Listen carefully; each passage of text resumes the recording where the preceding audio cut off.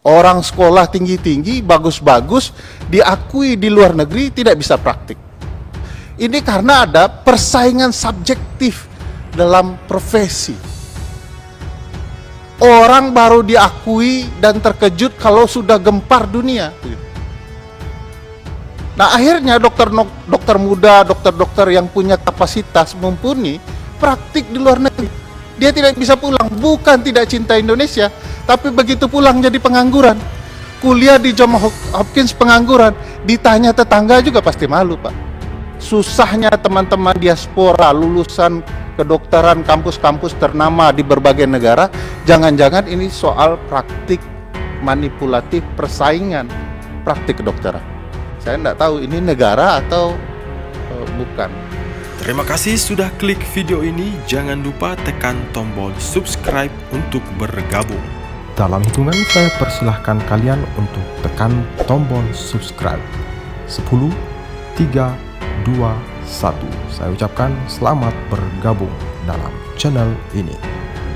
Izinkan saya memaparkan dari perspektif hukum tata negara, karena ini menyangkut perundang-undangan dan juga hak dan jaminan layanan kesehatan.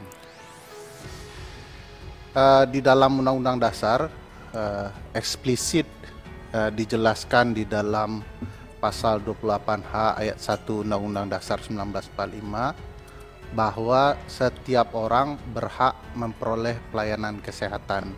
Saya punya pengalaman, contoh beberapa hari yang lalu seorang teman tamatan luar negeri, Johns Hopkins, siapa yang tidak kenal, university ini di bidang medikal begitu ya. Di Amerika dicari dia itu, tapi di Indonesia tidak bisa praktik. Padahal di Indonesia sendiri sangat membutuhkan ahli-ahli dalam bidang kedokteran untuk bisa berpraktik. Nah, ini kan jadi aneh. Orang sekolah tinggi-tinggi, bagus-bagus, diakui di luar negeri tidak bisa praktik. Ada teman saya tidak tahu ini hadir atau tidak ya, dari Jerman. Dia tamatan sekolah di Jerman, kedokteran. Pulang tidak bisa praktik, akhirnya berpraktik di Jerman. Itu saya ingat betul kisah Profesor Patmo Wahyono ya, saya lupa persisnya, Profesor Dr. Patmo Wahyono. Beliau baru bisa dikasih gelar guru besar, bahkan ketika beliau ini mengejutkan dunia bedah kedokteran, ya, karena membedah kembar siam dempet kepala pertama di Indonesia yang berhasil. Dia katakan bagaimana membelah itu seperti membelah uang kertas.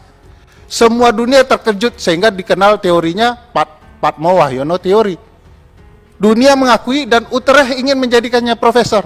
Barulah Indonesia buru-buru minta dia bertahan di Indonesia untuk diberikan gelar profesor.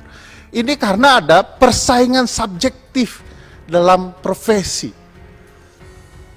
Orang baru diakui dan terkejut kalau sudah gempar dunia. Nah, akhirnya dokter muda, dokter yang punya kapasitas mumpuni praktik di luar negeri. Dia tidak bisa pulang, bukan tidak cinta Indonesia, tapi begitu pulang jadi pengangguran. Kuliah di Johns Hopkins pengangguran, ditanya tetangga juga pasti malu, Pak. Jadi ini problematika yang menurut saya perlu diselesaikan, bahwa tanggung jawab negara tidak bisa kemudian didelegasikan kepada organisasi profesi. Mohon maaf Pak Wakil Ketua, Ibu Bapak sekalian, sudah jadi rahasia umum pendidikan profesi kedokteran di Indonesia itu sangat tidak hanya berbiaya tinggi, jadi beban untuk anak-anak pintar masuk ke sekolah, tetapi juga praktik bully di dalam perkuliahan kedokteran. Saya pernah menerima laporan dari orang tua murid ya, bagaimana kemudian pendidikan kedokteran itu bully. Bentuk bulinya sederhana. Ada mahasiswa kedokteran baru masuk, lalu disuruh parkir begitu ya, disuruh kemudian bayar makanan. Nah, itu lebih beban lagi kalau kuliah S2 itu. Dan dokter-dokter ini semua pasti tahu, yang sekolah di Indonesia pasti tahu, praktik ini terjadi di seluruh fakultas kedokteran di Indonesia. Saya jamin terjadi di seluruh fakultas kedokteran di Indonesia, karena hampir fakultas kedokteran itu pernah melaporkan hak-hak konstitusional mahasiswa kedokteran kepada saya. Pernah diskusi soal itu. Jadi ini praktik yang kemudian mesti diperbaiki. Praktik bully ini juga terjadi akhirnya kepada dunia praktik. Begitu sudah jadi dokter dipaksa ikut simposium lah. Belum tentu penting juga bagi dokter begitu ya.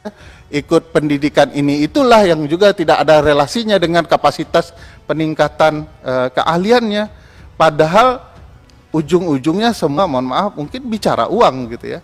Nah, termasuk juga bicara penentuan izin praktik misalnya spesialis dan segala macamnya, saya dengar juga itu kaya dengan kepentingan-kepentingan tertentu.